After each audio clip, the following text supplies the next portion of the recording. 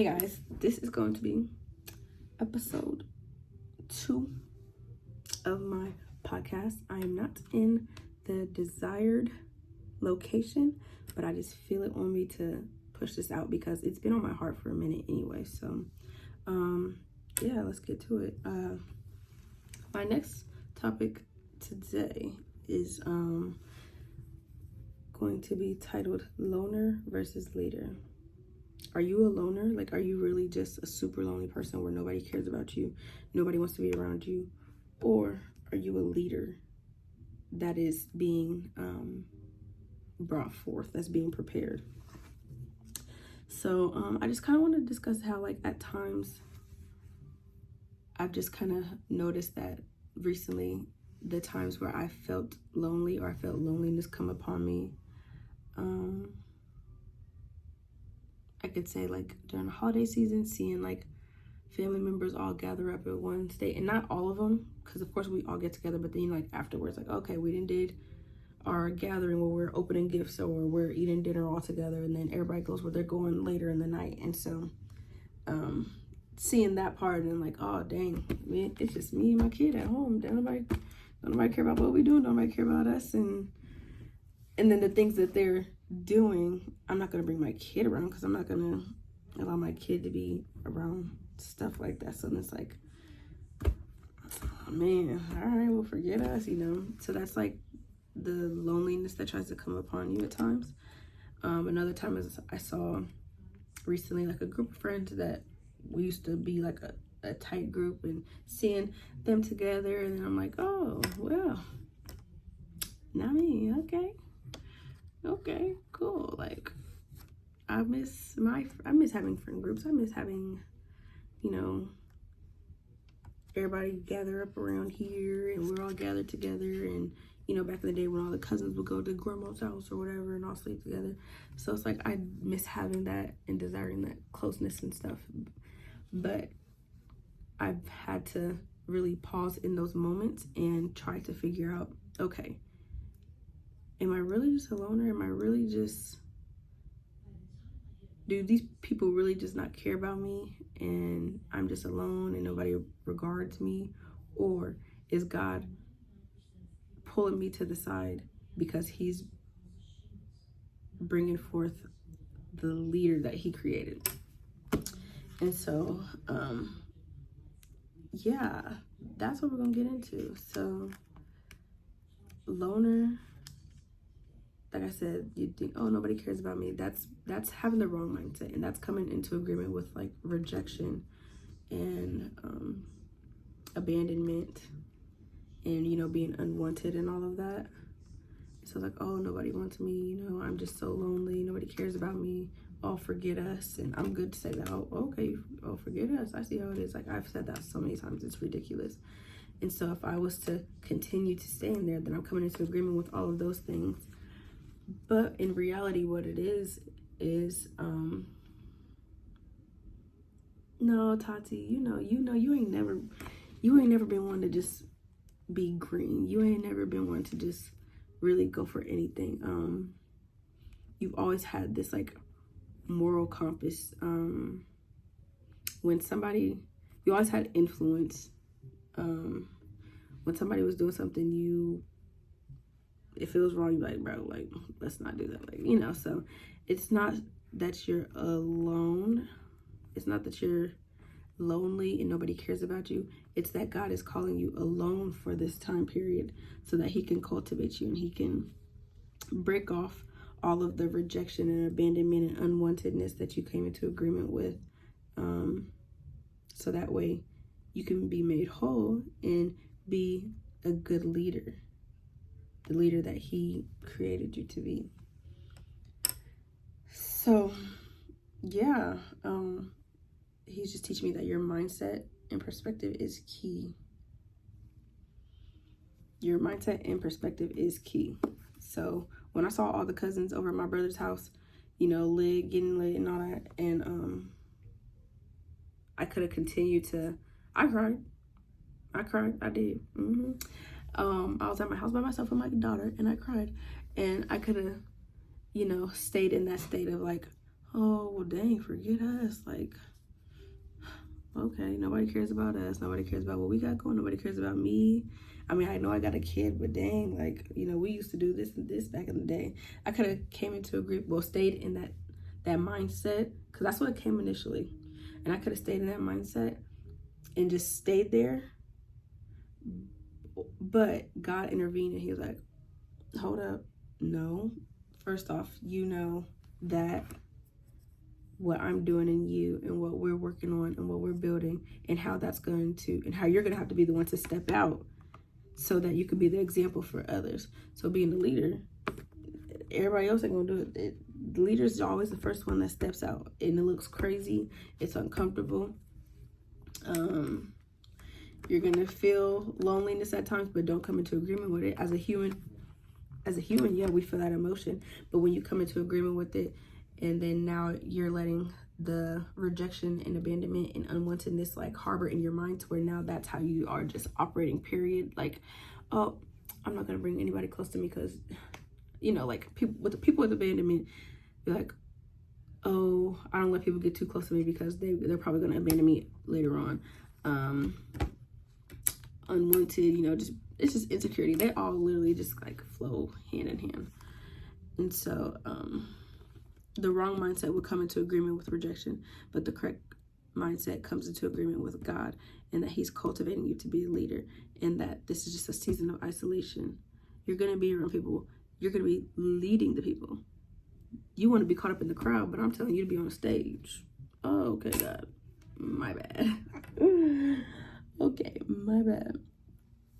Or like this is the game. Like this is real time. This life right here, right now is the game. We're in the game. There ain't no do-overs saying nothing. This is the game. This is the championship game right now. And your team is trying to get a ring, right? So if it's basketball, your coach is calling you to the sideline. And yeah, you might be on the bench for a second and they still playing and you seeing this, they still getting smacked. Y'all was getting smacked when you was in there. But your coach had to call you over to the side to give you the play that was needed. So that way, once you get put back in that game and you get put in that position because you're the point guard and you're the leader and you're the one that's calling the shots, your whole team gonna win. Okay, bet. Or football, quarterback. All right, hold up. Y'all getting smacked. You're following them. Y'all all trying to follow each other, and it's just not going good. So let me pull you to the side, sit you down, give you the gameplay, so that once I put you back out there, you're leading, and you're telling them to play, call the play. All right, boom. There you go, touchdown. You got a ring. Boom, Super Bowl. Like y'all just want a Super Bowl game. I don't know. Like I said, I'll be rambling, so not too much on me. This is my second time recording it. I'm not going to lie to you. And I do not want to keep recording. But I want it to be clear and I want it to be concise. Of course, I want to be vulnerable. So, yeah, you're in that season of isolation. You're in that season of being put to the side with God alone. Even in the Bible, God called Moses up. Okay, Moses with all the people and he was leading them, and then God was like, hey, Moses, just you lead them there. All right, cool. Let me tell you what we finna do real quick. That's how he got the directions and the measurements and whatever to build the tabernacle. God is trying to call us, some of us, because it's not all of us. I have to learn that it's not all of us. It's not all of us. But God is trying to call some of us to build that beautiful tabernacle, build that palace, build that empire. And yeah, he gave Moses the directions and the measurements and what to do. But all the people of Israel, all God's people was, got to, see it, be there, partake in the routine, ritual, whatever they did. I don't remember off the top of my head. But, they all got the blessings from it. So don't come into agreement with rejection and saying, oh, don't nobody care on me. Don't nobody love me. Don't nobody, want to be with us and hang out with us and all that stuff too. And think of, hold up, is it really that? Or let me think about what I've been doing. I've been praying more. I've been fasting more. God has shown me my purpose. I'm seeing these patterns in the world, and it's just like, what are we doing? Oh, okay, God is calling me to be a leader. So just like how he called Moses to himself, or you know how Jesus would take the time to himself to go pray to God and all that stuff too, he's calling me to himself, so that way he can get the play, so he can give me game, give me the play, so that way when I come back, I'm leading my people out of Egypt, because my people are in Egypt right now. My people are in Egypt right now. My people are in Egypt right now.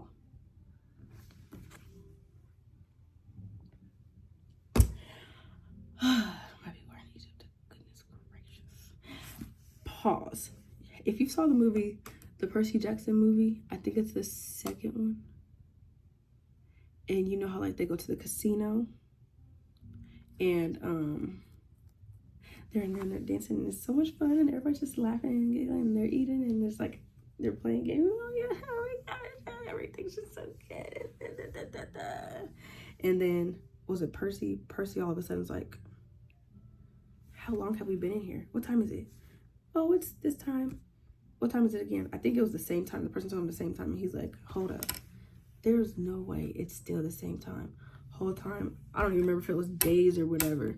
Long story short, if you've seen that movie and you know that scene, you should get what I'm trying to say. Like, we're so caught up in this, it's party, let's get lit, oh yeah. And not even just that, but just like this culture and all this stuff too.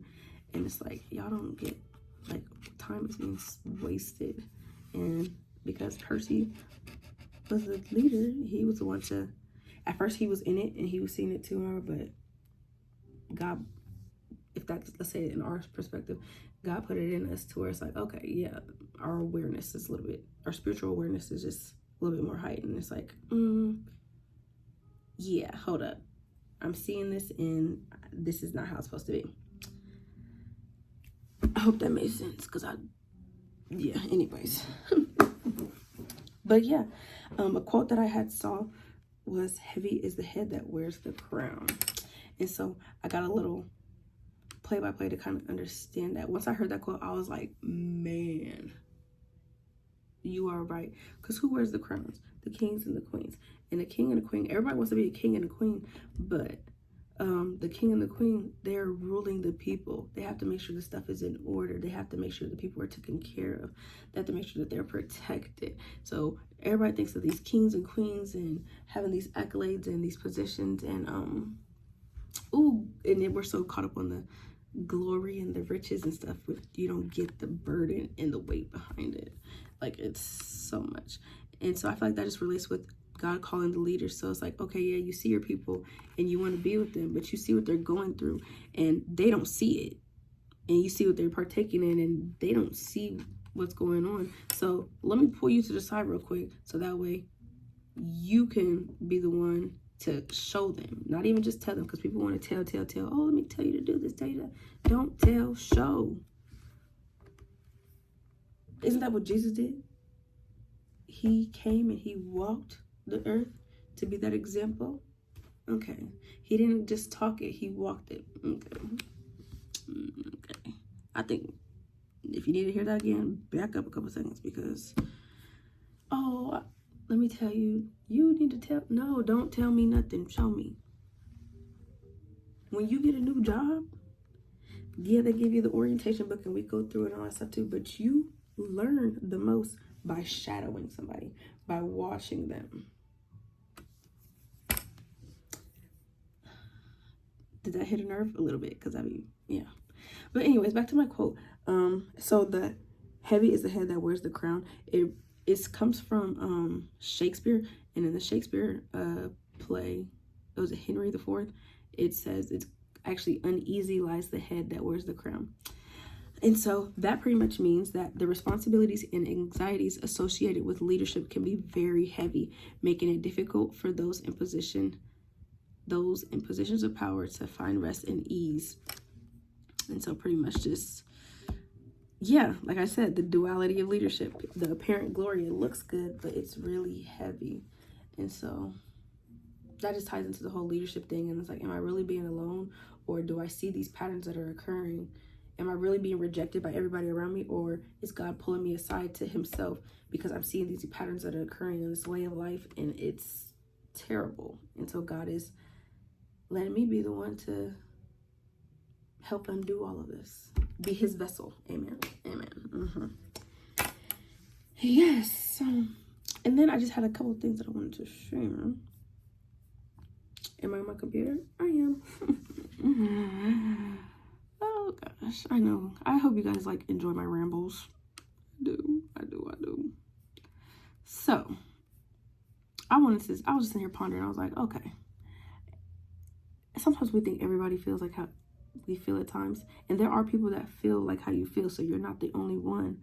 But I feel like in this aspect of being the leader and stuff like that, that is a very small number of people who are feeling like this.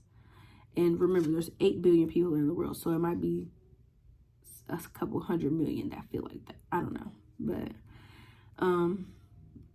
a quote that not a quote, but a statistic that I found. Leaders are especially vulnerable, according to the Harvard Business Review. 50% of CEOs report experiencing loneliness, and 61% believe it hinders their performance. So imagine this, especially today, people be talking about, oh my gosh, this person is a millionaire and billionaire and how they got so much money and they own this and that, and like, oh my gosh. Imagine what that person is feeling internally. They probably feel so misunderstood because you think that they're greedy when the whole time they're doing what God told them to do and build a legacy for their family. The Bible says to leave inheritance for your children and your children's children. Right? Okay, so you're mad that they're having a legacy and then they're employing other people and this and that. You know, I'm not even gonna get into that anyways. A little bit of more information about loneliness. Psychologists note that loneliness is often not about the absence of people, but the absence of connection or understanding, which hits deep for leaders being set apart for a unique calling. So you're not alone, you're not being rejected and all that. But I mean, yes, these people do not understand, but just remember that you are set apart. God is calling you to be alone so that you can be that CEO and bring wealth to your family. So you can be that redeemer for your family, so you can bring that health and restoration for your family. Because you know, everybody is sick right now, sick and tired of being sick and tired, but we just keep doing things that make us more sick and more tired. It don't make sense. And then leaders are the minority. Like I was saying, the numbers, sociologists estimate that only 10% of people are natural leaders. 10%. The Pareto principle often applies that 20% of people will lead or influence 80% of the group. So if there's a group of us, that's 100 of us. Let me see. Hold on, let me see. 1, 2, 3, 4, 5, 6, 7, 8, 9, 10. 10, this is gang right here. We grew up together. We always together. Hey, yep. Here's your leaders. And these are the followers. When the leaders was here, everything was cool. The leaders had to step to the side for a little bit, and now y'all looking crazy and y'all still caught up in the mess over here. And God's giving the leaders a game plan to come back and help lead us. Otherwise, your ink is gonna run dry. He's trying to replenish your ink.